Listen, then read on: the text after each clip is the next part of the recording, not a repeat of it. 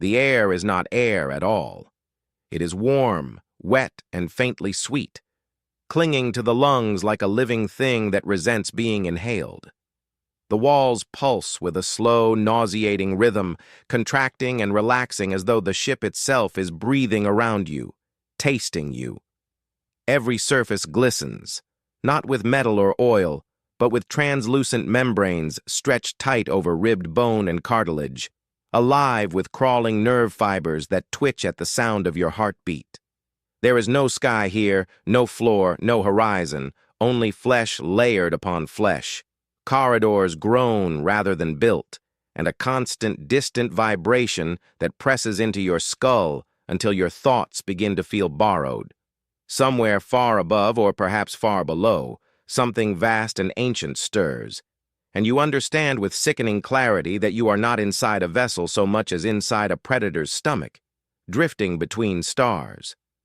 This is what it is like to be swallowed by a Tyranid Hive ship, where survival is not measured in days or hours, but in heartbeats, granted by an intelligence that does not hate you, does not know you, and does not care whether you exist at all.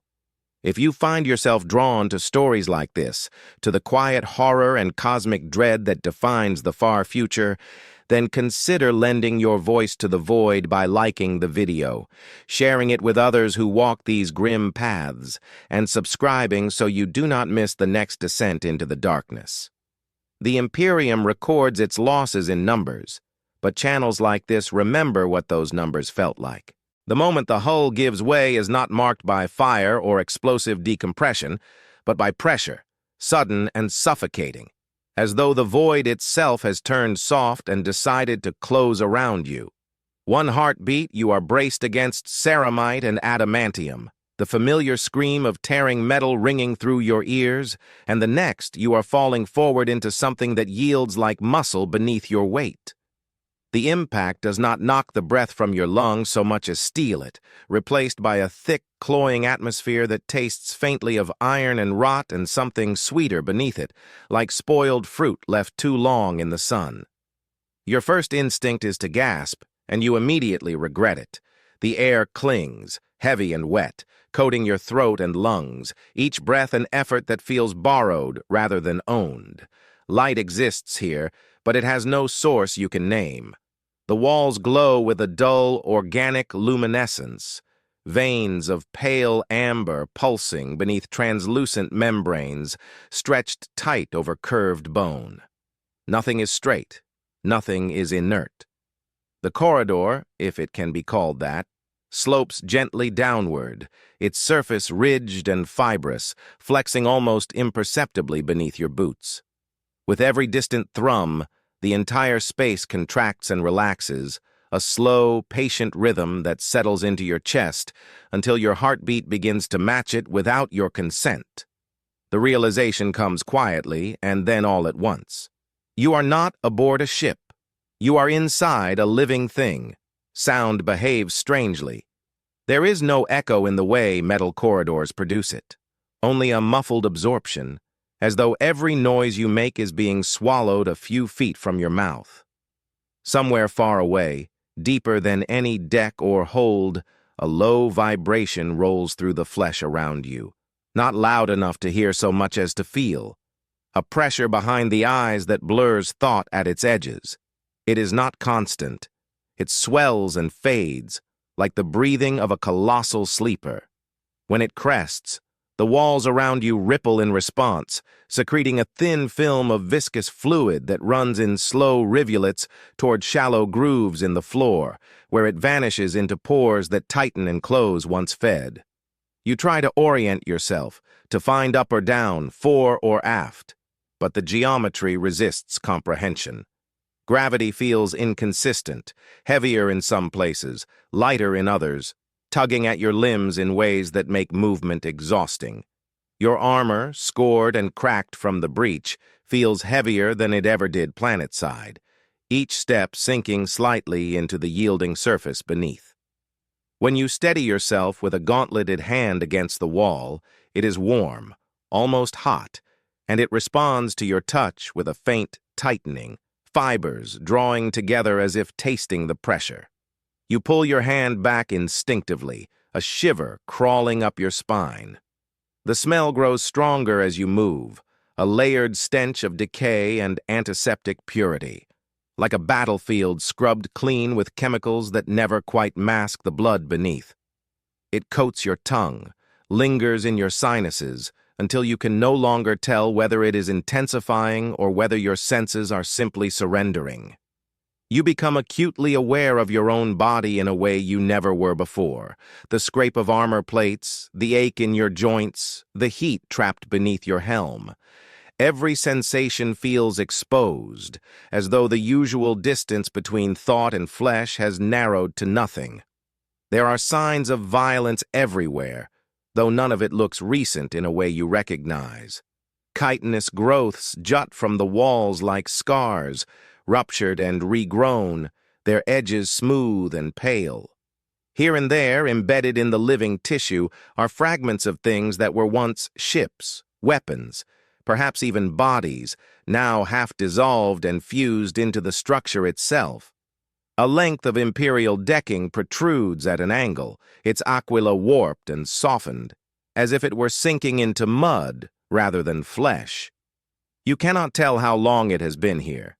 Time feels meaningless in a place that measures existence in metabolic cycles rather than hours. As you move deeper, the corridor narrows without warning, its walls drawing closer together until you are forced to turn sideways, armor scraping against moist membranes that tighten reflexively at the contact. Panic flares, sharp and immediate, and with it comes a response. The low vibration intensifies, not louder, but closer, as if the entire space has leaned in to listen. The walls around you shudder, and a seam you had not noticed seals itself behind you with a wet, final sound. You are not alone here, you realize, not in the way you understand loneliness. You are being reacted to. The thought settles like ice in your gut. Whatever this thing is, whatever vast intelligence directs the endless hunger of the Tyranids, it does not need eyes to see you or ears to hear you. It feels you as pressure, as heat, as a disruption in its internal balance. You are an irritant, a foreign body introduced into a system designed to break such things down. The fact that you are still alive does not comfort you. It terrifies you. Predators that kill quickly are merciful by comparison. This one has swallowed you whole, and you have only just begun to understand what that means. The passage opens into a wider chamber without warning, the walls peeling back as though some unseen muscle has relaxed just long enough to admit you. The space is vast in a way that feels wrong, not because it is large, but because it is too rounded, too seamless, lacking the angles and supports that the human eye uses to judge scale. The ceiling arches overhead like the inside of a ribcage, layers of translucent tissue overlapping and sliding against one another with every slow pulse of the ship's internal rhythm. Dim light filters through those layers, casting everything in a sickly amber glow that makes distance hard to judge and movement feel dreamlike. You take a few careful steps forward and feel the floor dip beneath your weight, a shallow depression forming and then slowly rising again once you move on, as if the chamber is reluctant to remember you. In the center of the space lies something that was not grown here. A cluster of debris has collected in a shallow basin, fragments of armor, twisted weapons, scraps of fabric and bone all fused together by layers of hardened secretion. At first glance, it looks like a refuse heap, but as you draw closer, you realize it is more deliberate than that. The pieces are arranged, not by intention, but by process. Heavier materials sunk lower, lighter ones suspended higher, all of it caught in various stages of dissolution. A lasgun barrel protrudes at an angle, its casing blistered and half-melted, while beneath it the pale curve of a human femur is visible through a film of gelatinous tissue that quivers faintly, as though something inside it is still active. The sight tightens your chest in a way that has nothing to do with the air. These are not trophies. They are not warnings. They are remnants, stripped of identity and purpose, reduced to their chemical usefulness. You cannot tell whether the people who once wore this armor died in battle, in transit, or here, slowly, as the ship decided how best to process them. The uncertainty gnaws at you more than certainty ever could. Death on the battlefield has a shape you recognize. This does not. A sound reaches you then, faint but unmistakable, cutting through the constant background hum. At first you think it is another vibration of the ship, but it has a cadence that does not match the internal rhythm. It rises and falls unevenly, punctuated by wet, hitching pauses. Breathing. You follow it with cautious steps, each movement sending subtle ripples through the floor that seem to travel farther than they should. The sound grows clearer as you approach a recess in the chamber wall, where the tissue thins and stretches over a cavity like skin over a wound. Inside, partially suspended in a web of fibrous strands, is a human figure, what remains of one. The armor is Astra Militarum issue, though warped and discolored, its plates embedded with thin tendrils that pulse faintly as they pierce seals and joints. The man's helmet is gone, revealing a face slick with sweat and secretion, eyes half-lidded and unfocused. His chest rises and falls shallowly, each breath a visible struggle. Tubes grown rather than attached disappear into his abdomen and neck, their surfaces translucent enough to show fluids moving within, carrying something away from him in slow, steady currents. When your shadow falls across him, his eyes flicker, struggling to focus. His lips move, and it takes a moment for you to realize he is trying to speak. The sound that emerges is little more than a rasp, thickened by the air and whatever has been done to his throat. He does not scream. He does not beg. He simply looks at you with an expression that sits somewhere between relief and horror, as though seeing another human here confirms both that he is not alone and that there is truly no escape. They keep me, he manages, each word dragging against the next. Not dead, not alive. His gaze shifts, unfocused, toward the ceiling, toward the layers of pulsing flesh above. Learning, he whispers. And then a tremor runs through his body as the fibrous strands tighten, responding to the spike in his distress. His breathing stutters, and the tubes embedded in him glow faintly for a moment, before dimming again. You do not know how long he has been here. Hours, days, longer. The thought that time itself might be regulated differently inside the ship makes your head swim. You reach out, stopping yourself just short of touching him, unsure whether contact would comfort or doom him faster. Even as you hesitate, the chamber reacts. The strands anchoring him flex, and the tissue around the cavity thickens, as though the ship has noticed your interest and decided to secure its resource more carefully. The man's eyes meet yours one last time, clarity piercing through the haze for a heartbeat. It feels us, he says, and there is a terrible certainty in his voice now. Everything. Then his gaze drifts, his focus slipping away as the fibers tighten again, drawing him deeper into the wall until his face is half obscured by translucent flesh. The breathing sound fades, not because it has stopped, but because the chamber has decided you no longer need to hear it. You step back, heart pounding, the weight of understanding settling heavily on you. This is not a place of simple consumption. It is a place of assessment. The hive ship does not merely kill. It studies, preserves, extracts. And you are already part of that process, whether you move or stand still.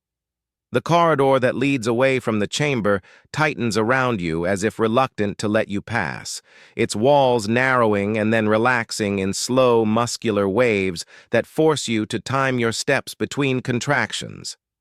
The further you go, the more the air seems to thicken, carrying with it a faint electric tang that prickles against exposed skin and seeps through the cracks in your armor seals. Your thoughts begin to feel sluggish, as though each one must push through resistance before it can fully form. You find yourself forgetting what you were thinking moments ago, only to have the idea drift back unbidden. altered somehow, stripped of its urgency and meaning. Shapes move in the periphery of your vision, too slow to be creatures in any conventional sense, yet too deliberate to be mere reflexes of the ship's anatomy. Bulbous nodules line the walls here, semi-transparent sacs filled with viscous fluid and suspended organic matter. As you pass, some of them contract, their contents shifting in response to your proximity. In one, you glimpse something disturbingly familiar. A human hand, fingers curled as if frozen mid-grasp, its skin pale and waxy, veins faintly illuminated by the same amber glow that lights the corridor. In another, the angular outline of a helmeted head floats weightless, its features distorted but recognizable. These are not corpses in the sense you understand. They are samples. A sudden tremor runs through the passage, stronger than any before, nearly knocking you from your feet. The walls shudder, and a wave of pressure rolls through your skull, bringing with it a sharp, intrusive sensation that feels uncomfortably like a thought that is not your own. It is not a voice. There are no words. It is a presence, vast and impersonal, brushing against the edges of your awareness like a hand passing through water. For a moment, you have the disorienting impression of being seen from every angle at once. Your fear, exhaustion, and pain laid bare in a way that feels profoundly intimate and profoundly violating. The sensation fades as quickly as it came, leaving behind a ringing emptiness and a deep, instinctive certainty that something has changed. You cannot say what, only that the ship now knows you are here in a way that goes beyond pressure and heat. The thought that this awareness might extend beyond the walls around you, into the void itself, sends a chill through you that has nothing to do with temperature. You think of the Astronomicon, that distant burning beacon guiding humanity through the warp, and wonder whether anything inside this place even registers such things as light or faith or hope. Further along, the corridor opens again, this time into a long, sloping passage that descends gradually, the floor slick with layers of secretion that cling to your boots and make every step a calculated risk. Here, the hum of the ship deepens, resolving into overlapping vibrations that set your teeth on edge.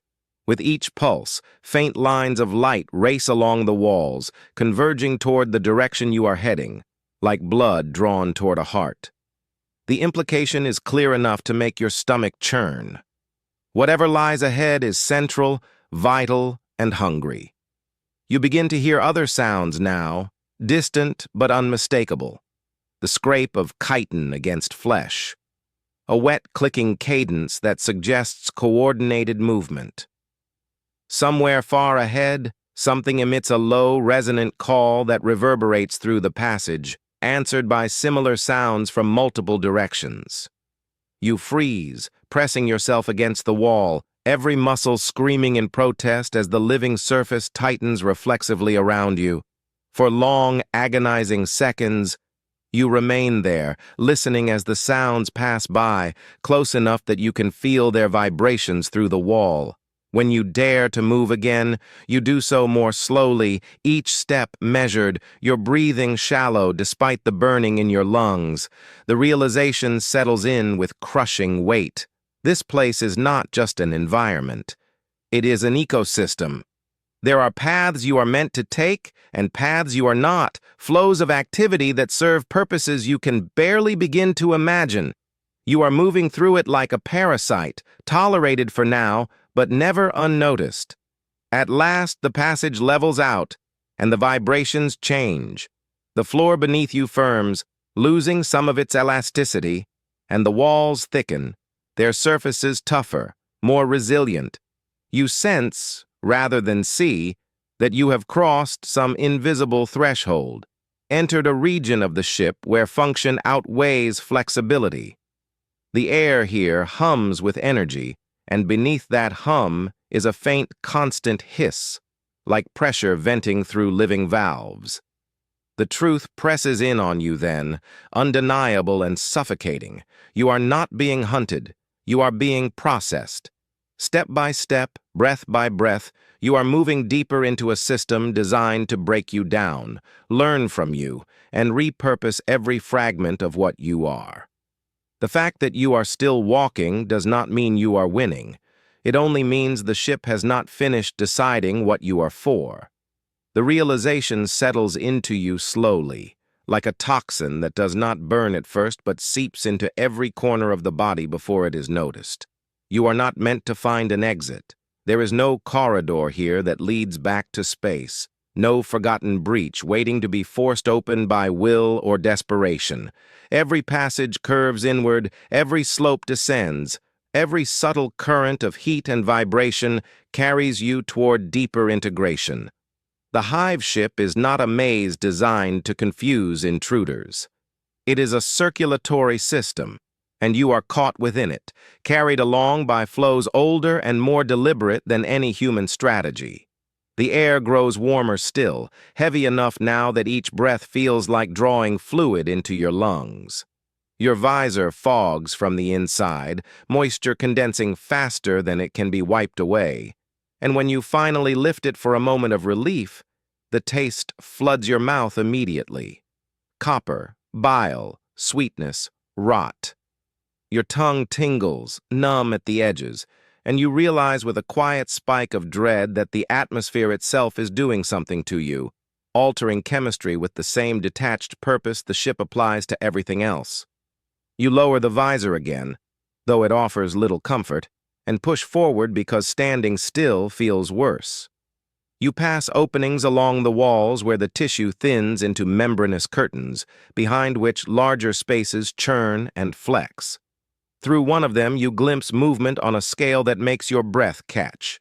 Vast shapes slide past one another in slow, powerful motions, their surfaces layered with chitin and muscle, fluids cascading from them in glittering sheets. These are not warriors in the way you understand war. They are organs, living components drifting through chambers grown to house them, feeding, resting, being altered in preparation for purposes you cannot guess. One of them turns slightly as it passes, and for a fleeting instant you feel the pressure behind your eyes again, stronger this time, probing, curious. You stagger, catching yourself against the wall as your vision swims. Images flash unbidden across your thoughts, fragmented and disjointed. A sun going dark beneath a living shadow. Cities dissolving into steaming biomass pools.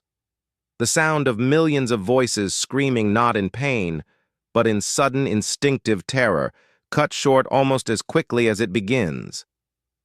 You do not know whether these are memories pulled from others, projections of what is to come, or simply your mind trying to give shape to something it was never meant to perceive.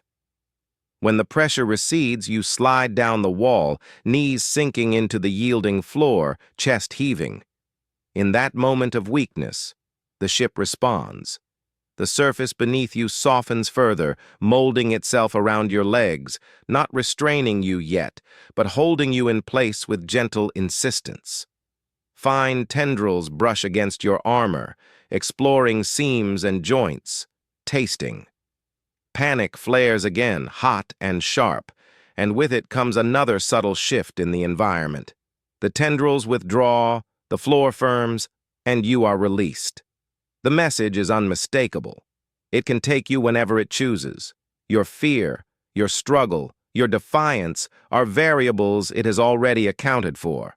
You force yourself to stand, shaking, and continue onward, driven now by something closer to fatalistic momentum than hope.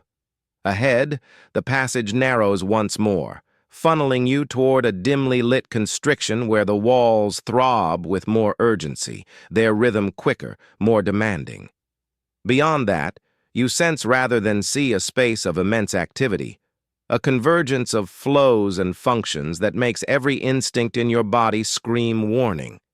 Whatever lies there is closer to the core of this living vessel than anything you have yet encountered. As you approach, a final thought surfaces, unbidden and heavy. The Imperium teaches that to be consumed by the enemies of mankind is to be destroyed utterly. body and soul erased from the Emperor's light. Standing here, on the threshold of something vast and unknowable, you wonder whether erasure is truly what awaits you, or whether something far worse lies ahead, survival in a form that no longer belongs to you. The passage opens, the air thickens once more, and the hive ship draws you deeper into itself, as patient and inexorable as a tide. The space beyond the constriction does not assault you with violence. There is no sudden attack, no talons or snapping maws waiting to tear you apart. Instead, you step into a vast, gently undulating chamber where the sense of motion is constant and directionless, like standing inside the slow churn of a tide pool scaled to obscene proportions. The floor slopes in shallow gradients that guide your steps without ever forcing them, and the walls rise and fall in overlapping folds of tissue that glisten with a pearlescent sheen. Everything here is in motion, but nothing appears hurried. This is not a killing ground. It is a place of method.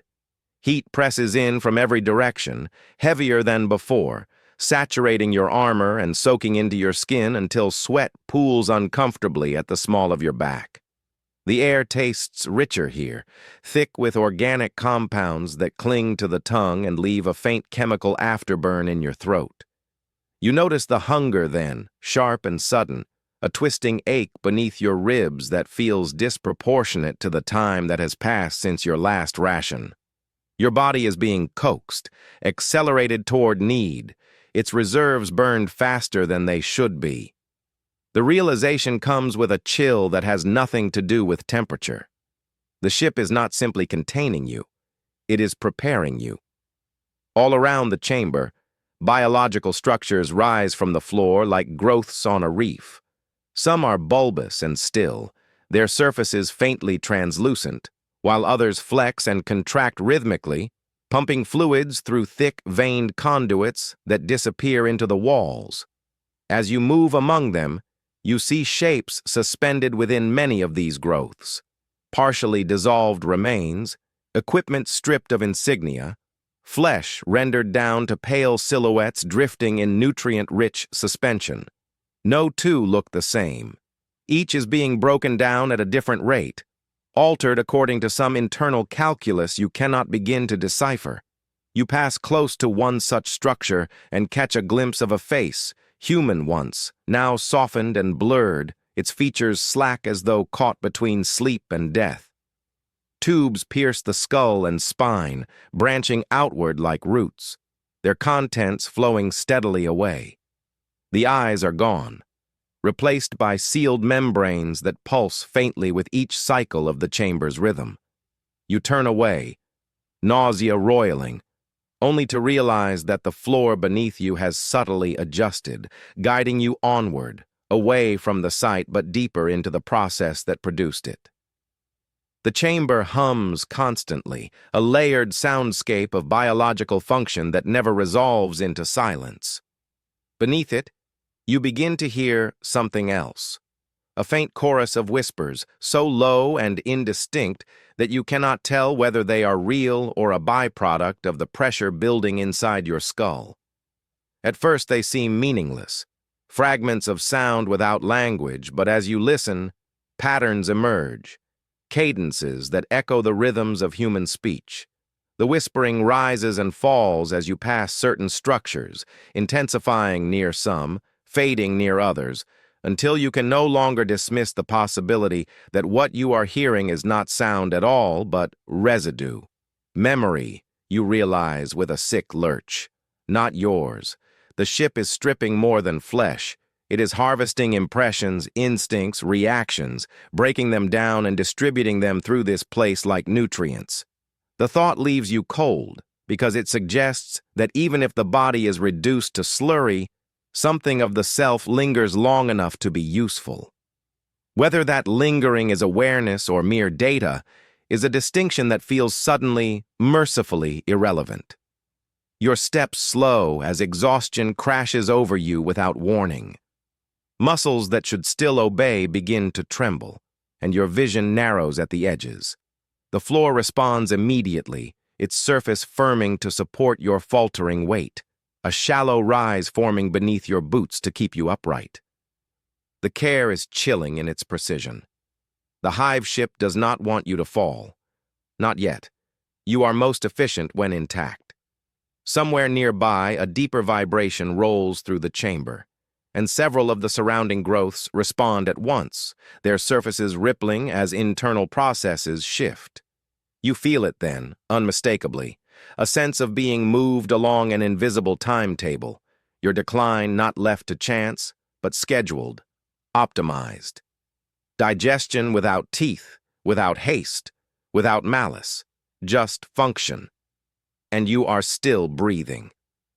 The longer you remain in the chamber, the more your sense of self begins to blur at the edges, not through sudden madness, but through a steady erosion of certainty. Hunger gnaws relentlessly now, a hollow ache that sharpens with every breath of the thickened air. Thirst follows close behind, your mouth dry despite the moisture coating every surface around you, your tongue swelling slightly, sensitive to tastes that linger far too long. You become acutely aware of how your body responds to these pressures, how instinct pushes aside training and doctrine in favor of something older and more desperate. The ship feels this shift immediately. The hum deepens, a subtle modulation that resonates through your bones, and the structures nearest you pulse more rapidly, as though adjusting their output in response to your changing state. You stumble upon others as you move through the chamber, not gathered together in any comforting sense of shared survival, but scattered like debris caught in a slow current. A woman in the remnants of void suit plating lies half submerged in a shallow basin, her limbs slack, eyes tracking movement without focus. She does not speak when you approach, but her lips move faintly, forming shapes that might once have been prayers or curses. Thin filaments trail from her wrists and neck into the basin walls, their surfaces faintly luminous, carrying something away from her in steady streams. When you step closer, the filaments tense, and the basin deepens imperceptibly, drawing her lower. The message is clear. Interaction is inefficient. Further on, you see a cluster of figures arranged upright against a ribbed wall, their bodies held in place by layers of translucent tissue that have grown around them like cocoons. Some still breathe, others do not, though the difference is subtle, marked more by the ship's response than by any visible sign. Those who live are surrounded by gentle motion, fluid circulating, surfaces flexing. Those who do not have gone still, their outlines already softening as the tissue around them thickens and clouds. Death here is not an event. It is a change in processing state. The whispers grow louder the deeper you go, resolving now into impressions rather than sounds. Sudden flashes of fear that are not your own, the memory of cold rain on bare skin, the reflexive recoil from pain that has already happened to someone else. These fragments brush against your thoughts and then drift away, absorbed into the constant hum of the chamber.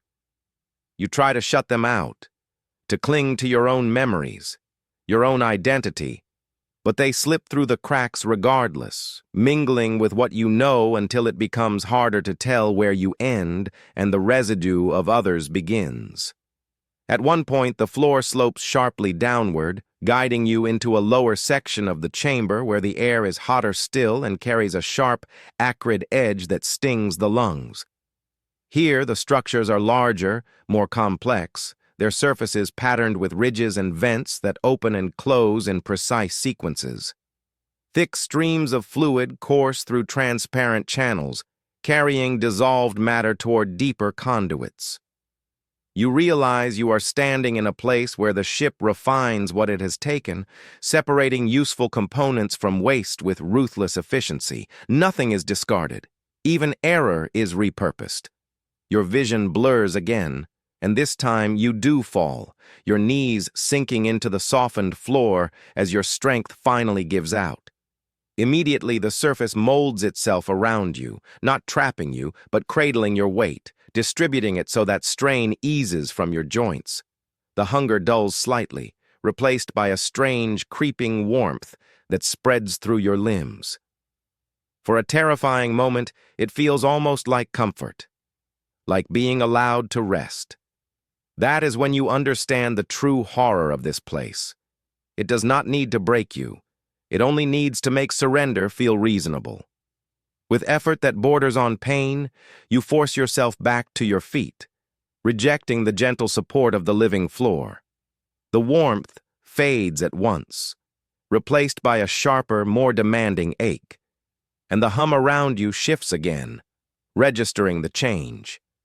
Somewhere deeper within the hive ship, processes adjust, pathways recalibrate. You have made a choice, however small, and it has been noted.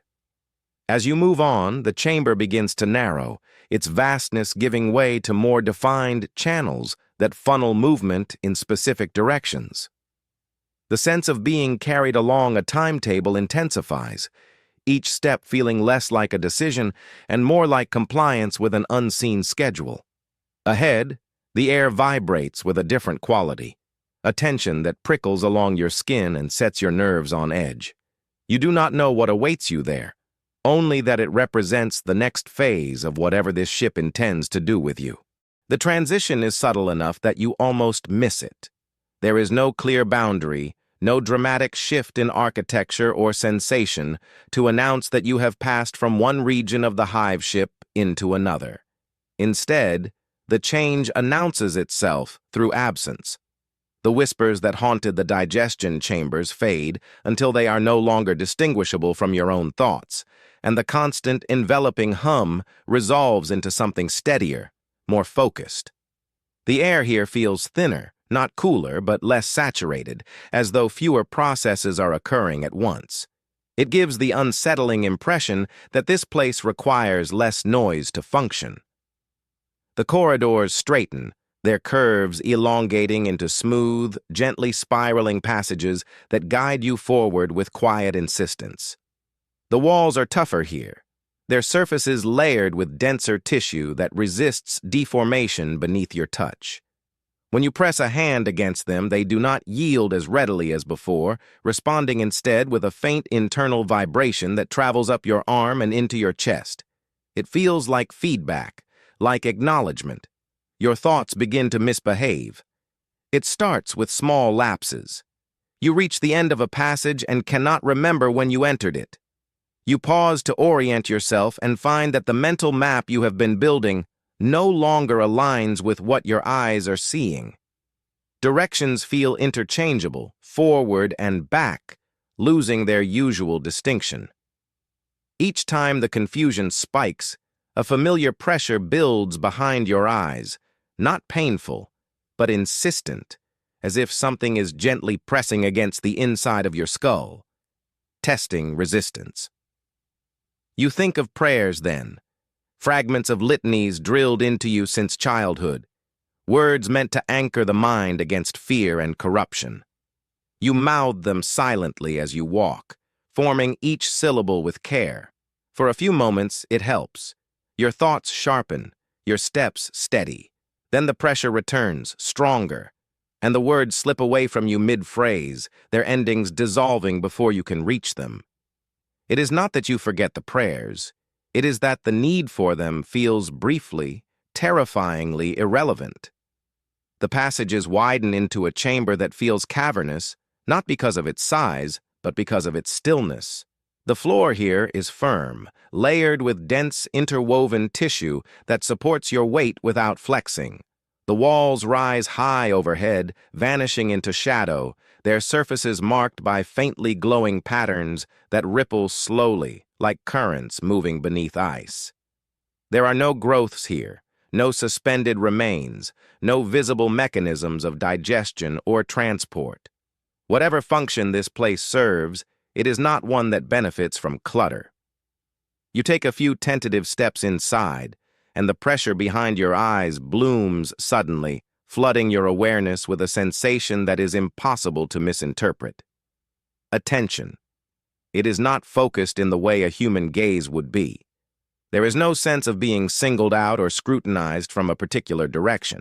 Instead, the awareness is total, surrounding you from every angle at once, encompassing not just your body, but the space you occupy. You feel exposed in a way armor was never meant to prevent, as though the boundaries between skin, thought, and memory have thinned to translucence. Images surface unbidden, sharper and more coherent than before.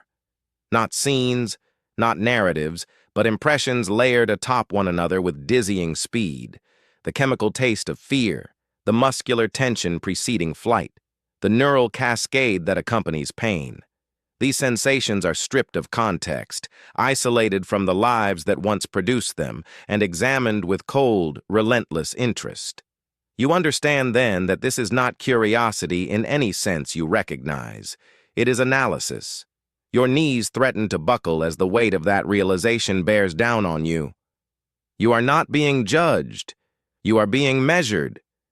You fight to hold on to something personal, some fragment of memory that belongs solely to you, a face, a voice, a moment of quiet before the war.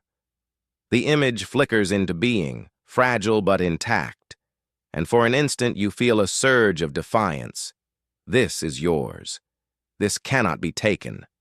The pressure intensifies. The memory does not vanish, but it changes. Details blur at the edges, colors flatten, emotional weight drains away until what remains feels less like a lived experience and more like a diagram. You recoil, gasping, clutching at your chest as though you can physically shield your mind from what is happening. The reaction is immediate. The pressure eases, not retreating, but adjusting, as if your distress has been logged and incorporated into a broader equation. You stagger backward, every instinct screaming at you to flee, though you have no idea where flight would even lead. The chamber remains silent and still, its glowing patterns continuing their slow, indifferent motion. There is no pursuit, no escalation.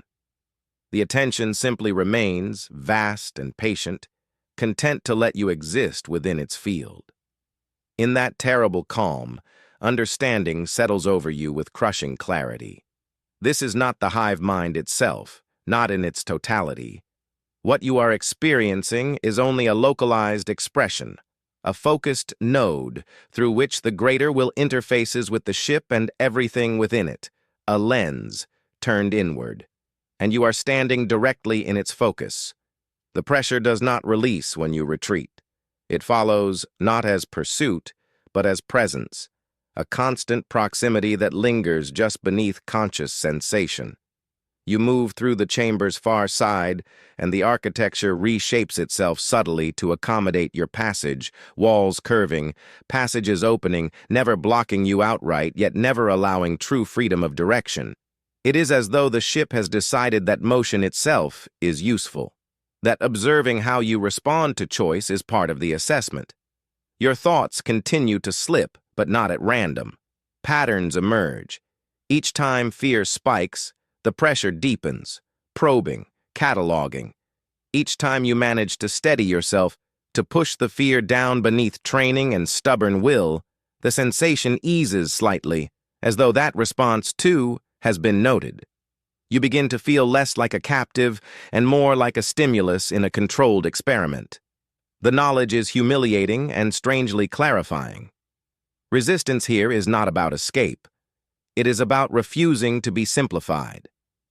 The corridor opens into another chamber, smaller than the last but far more unsettling in its intimacy.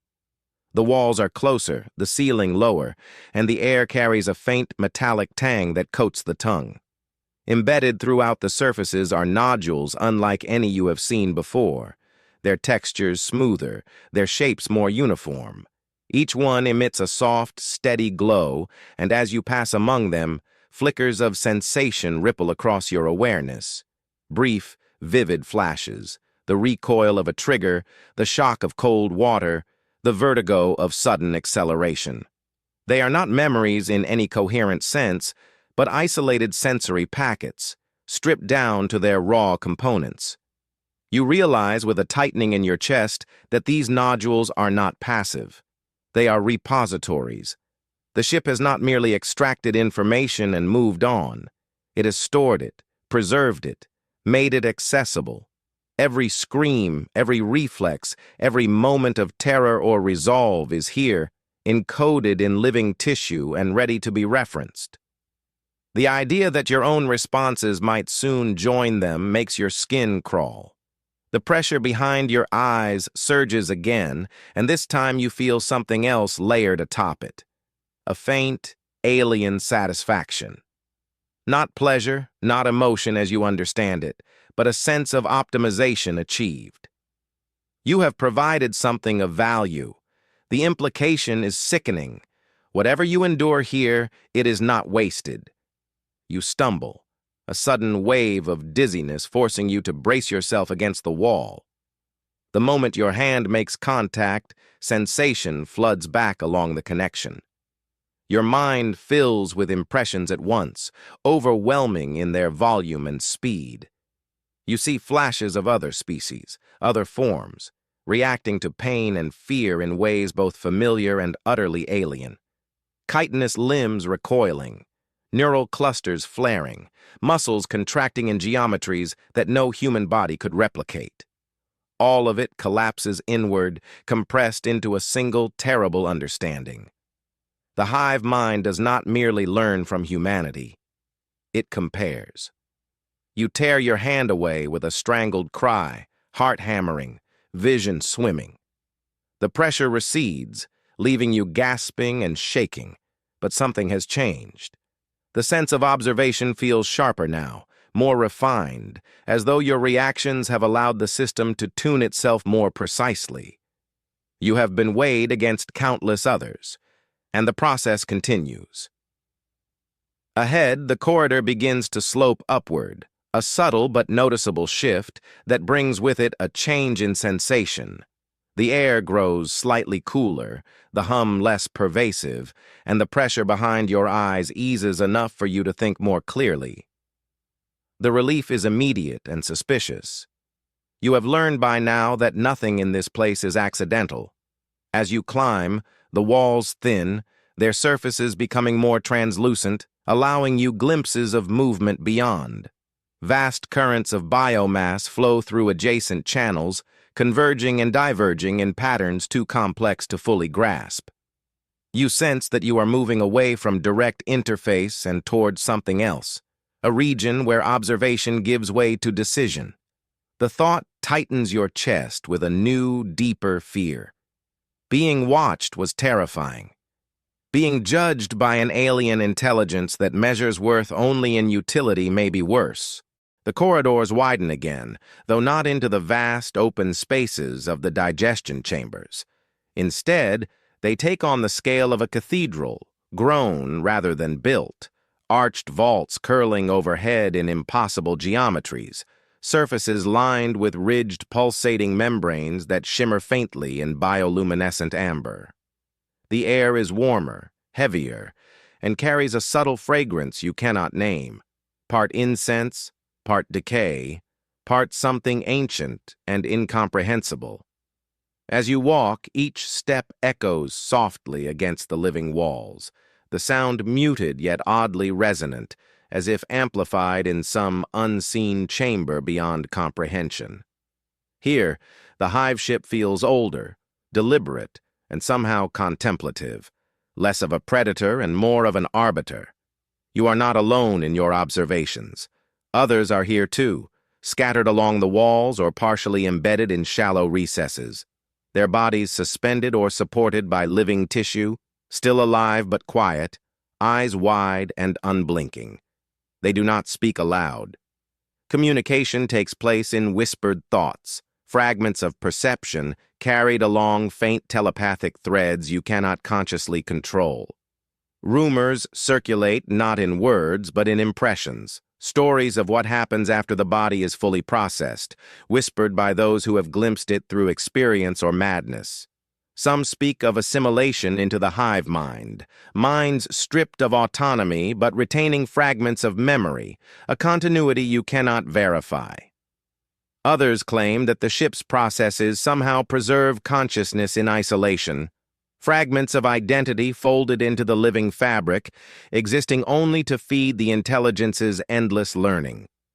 You cling to these rumors, even as you know their truth is uncertain. Each is a seed, taking root in your fear and curiosity alike. As you move deeper, you feel them pulsing through your perception, shaping your understanding of what the ship intends. Memory itself becomes unreliable. Faces and voices from your past slip into the whispers, overlaid with echoes from those who came before. The line between what you know and what has been suggested collapses until every step forward is weighted with doubt. The chamber curves and slopes, directing you toward a series of nodes that pulse faintly, each connected to conduits leading deeper into the living vessel. Here the hum of the ship shifts once more. It is no longer the undifferentiated resonance of digestion or the intimate pressure of observation. Now it carries the cadence of deliberation, as if the ship is anticipating, calculating, preparing. You pass a cluster of figures arranged upright in translucent cradles, bodies partially encased in tissue that pulses in synchrony with the nodes. Some appear to sleep, others seem suspended in the thin boundary between life and unlife. Faces slack, eyes moving behind closed lids. You realize with a chill that these may be the subjects of the rumors, the first stage of whatever comes after digestion, where the ship decides what is worthy of preservation. Every instinct urges flight, yet there is nowhere to run. The nodes thrum softly beneath your touch, sending subtle ripples through the floor and walls, probing your reaction. You feel your own memories rise to the surface, fleeting flashes of childhood, battlefield discipline, the voices of those lost long ago. The hive ship absorbs these impressions silently, yet you sense the weight of the process. It is not instantaneous. There is patience here that humans cannot fathom. Years, decades, even millennia folded into moments. As you continue, the whispers become clearer, their fragments weaving into a tapestry of conjecture and prayer. Some captives murmur of being carried to the core of the ship, where consciousness can be maintained indefinitely, a permanent repository from which the hive mind draws insight. Others claim that those fully integrated experience eternity as a conduit, not an individual, yet retain shards of sensation, the taste of blood, the heat of sunlight, the memory of fear and triumph, all collected and folded into the ship's incomprehensible cognition. None of it can be verified. None of it offers comfort. Yet each version of the truth adds weight to your understanding. There is no simple death here. There is transformation, assimilation, a slow, deliberate erasure and reconstruction. You pause in a quiet alcove, taking stock of what you have observed. The air hums faintly, thick with energy, and you notice that even the light seems different here, softer, filtered through layers of living tissue that bend and refract it into patterns that unsettle the eye. The chamber seems infinite in scope, yet every movement is directed, controlled. You are aware of being guided, though the path itself is invisible. Somewhere deep within, the ship knows your steps before you take them, anticipates your reactions, accounts for your choices.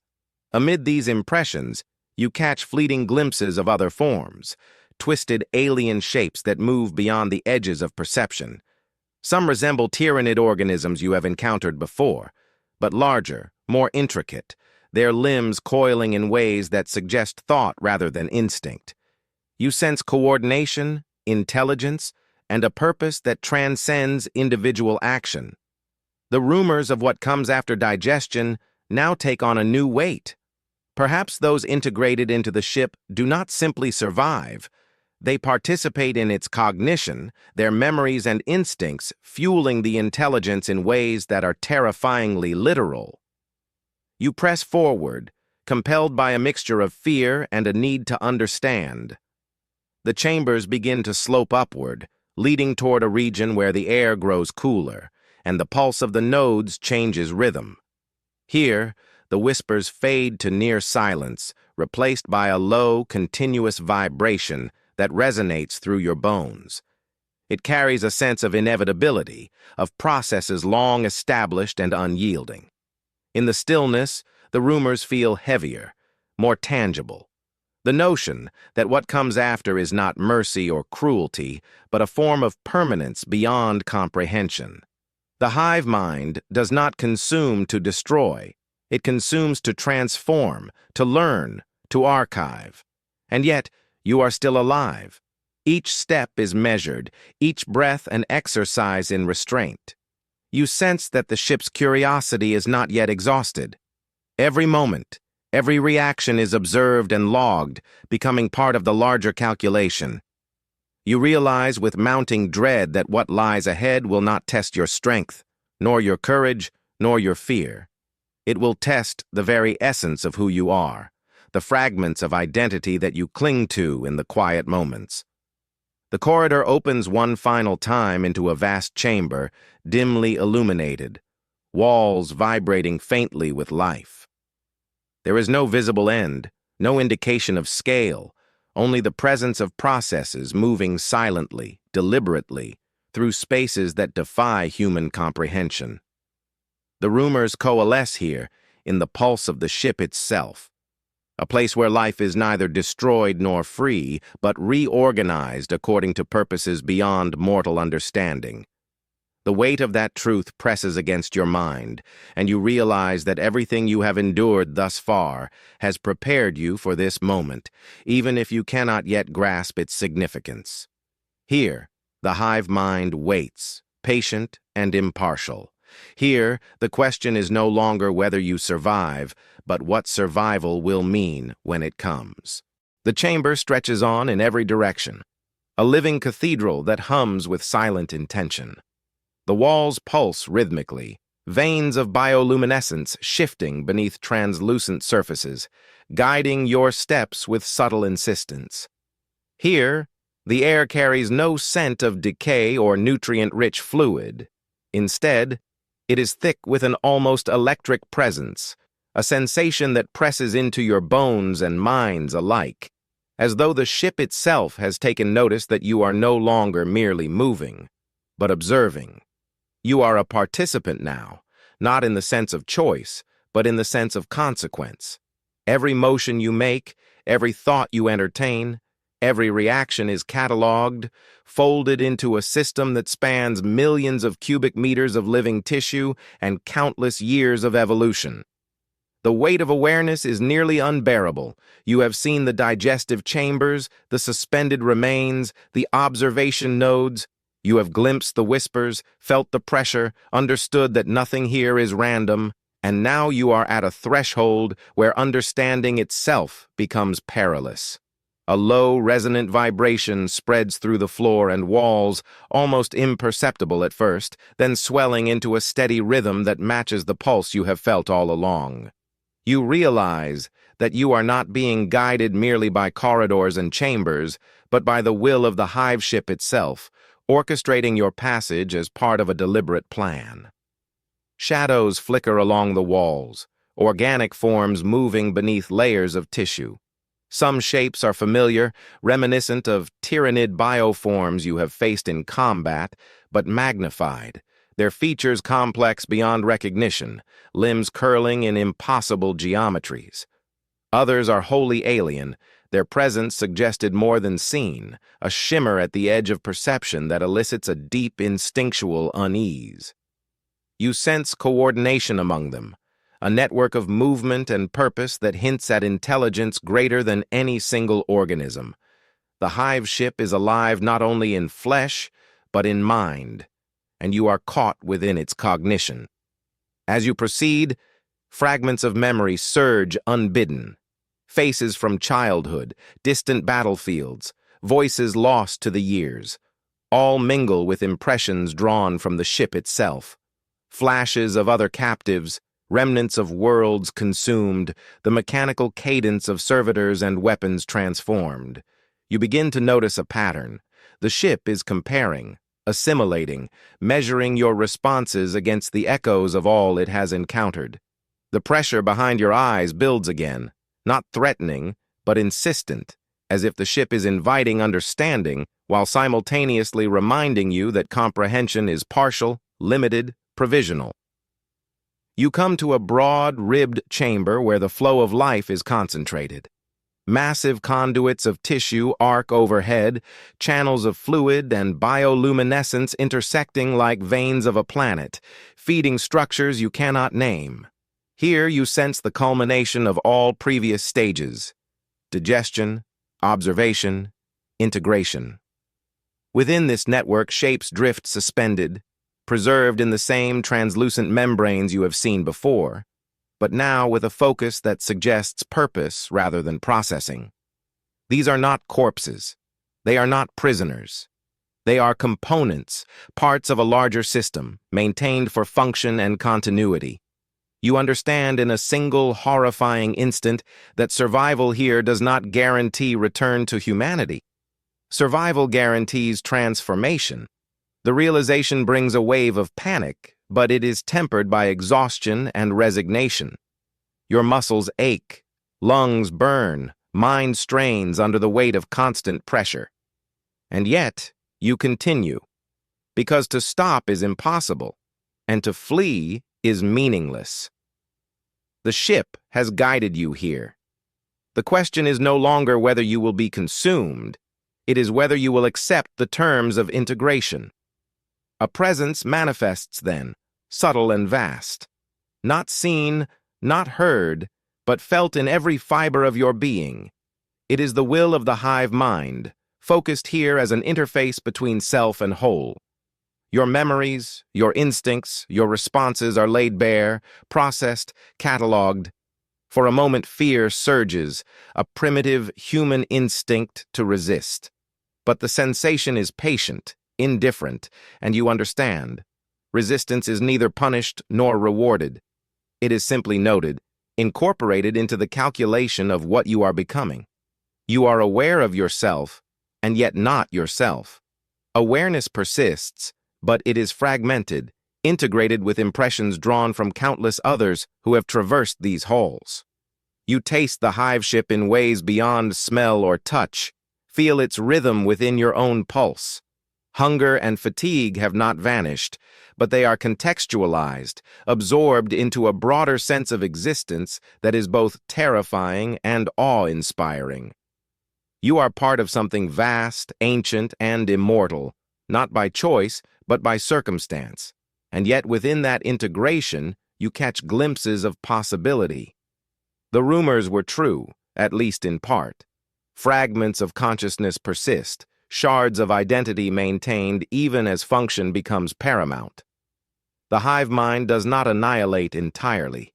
It transforms, adapts, archives.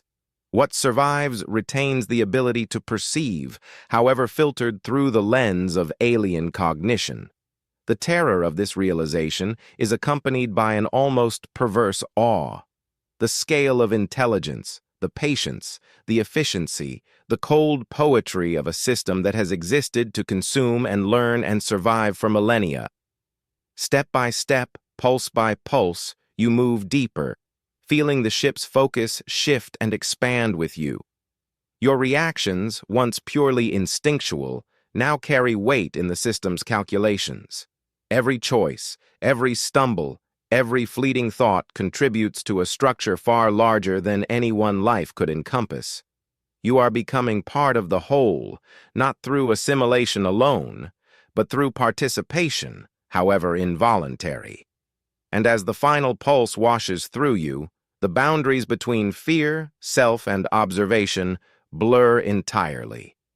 You are alive, yet not the same. You breathe, yet each inhalation carries the hum of a system that has measured, catalogued, and accepted you.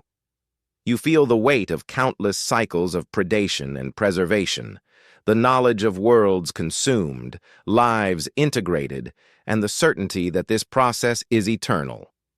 In that still resonant moment, comprehension arrives in its final terrible form. To survive within the Tyranid Hive ship is not to endure. It is to transform.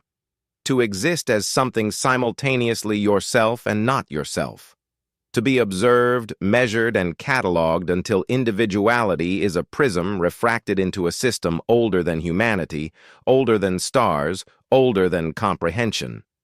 You take the next step, and the ship hums, patient, eternal, alive.